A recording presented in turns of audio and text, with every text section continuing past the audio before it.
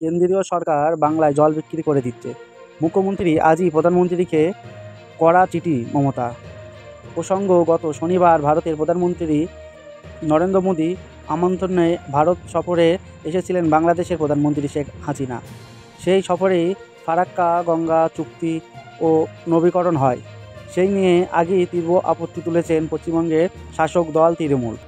ফারাক্কা গঙ্গা চুক্তি নবীকরণ নিয়ে গত রবিবার তীব্র আপত্তি তুলেছিলেন তৃণমূল ও সরাসরি বাংলার জলকে বিক্রি করার অভিযোগ তোলা হয়েছিল বাংলার শাসক দলের তরফ থেকে। ও পূর্ব প্রতিনিধি এবং প্রশাসনিক কর্তাদের সঙ্গে বৈঠকে সেই চুক্তি নিয়ে কেন্দ্রের সরকারের বিরুদ্ধে তীব্র আক্রমণ করলেন মমতা ও জানিয়ে দিলেন আজই প্রধানমন্ত্রীকে চিঠি পাঠাবেন তিনি।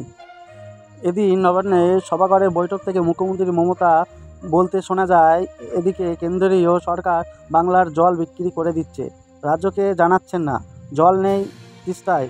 আমি আজ একটা বড় কড়া চিঠি পিএমকে প্রধানমন্ত্রীকে দিচ্ছি। আপনারা একদিকে জমি বিক্রি করছেন ও কেন্দ্রে বাংলাকে বিক্রি করছে। এরপরেও মমতার মন্তব্য, একতরফা যদিও এই সিদ্ধান্ত হয় তাহলে বাংলা গোটা দেশ জুড়ে আন্দোলন হবে।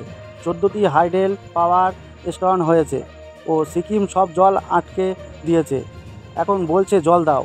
প্রসঙ্গত, শনিবার ভারতের প্রধানমন্ত্রী নরেন্দ্র মোদীর আক্রমণে ভারত সফরে এসেছিলেন বাংলাদেশের প্রধানমন্ত্রী শেখ হাসিনা।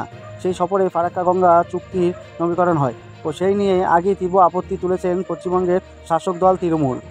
তৃণমূলের অভিযোগ, বাংলার সঙ্গে আলোচনা না করেই ফারাক্কা গঙ্গা চুক্তি নবীকরণ করা হয়েছে, অথচ ফারাক্কা চুক্তি একটি অংশ পশ্চিমবঙ্গ ও অর্থাৎ রাজ্যকে এড়িয়ে ফারাক্কা চুক্তি করা নিয়ে ক্ষুদ্র তৃণমূলের শুধু তাই নয়, তৃণমূলের রাজ্যসভার নেতা ও ডেরেক ও ব্যানের দাবি করেছেন আগেই চুক্তি অনুযায়ী রাজ্যের পাওনা টাকাও রাজ্যকে দেয়নি কেন্দ্র।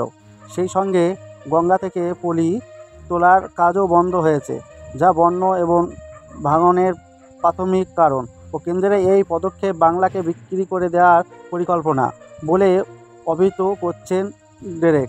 ও প্রসঙ্গত, 1996 সালে ভারত ও বাংলাদেশের মধ্যে গঙ্গা ও জলবন্টন নিয়ে চুক্তি হয়েছিল ও ভারত এবং বাংলাদেশের পক্ষ থেকে সেই চুক্তি স্বাক্ষর করেছিলেন দেবগৌড়া এবং শেখ হাসিনা। এই চুক্তির অংশ ছিল একাধিক রাজ্য ও 30 বছরের মেয়াদি।